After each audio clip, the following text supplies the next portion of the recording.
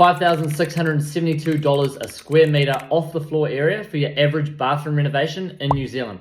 Last month we ran a promotion. Since then we've priced probably 10 to 12 bathroom projects. Let's just run off a standard bathroom renovation. Removal and reinstate wall lining, so that's going to be aqua in the wet areas if the shower's glazed in, and then it's going to be standard jib on the exterior. Tiled floor, new shower, vanity, toilet roll holder, towel rail. Plaster and paint all the walls, 3 to 4 week timeline.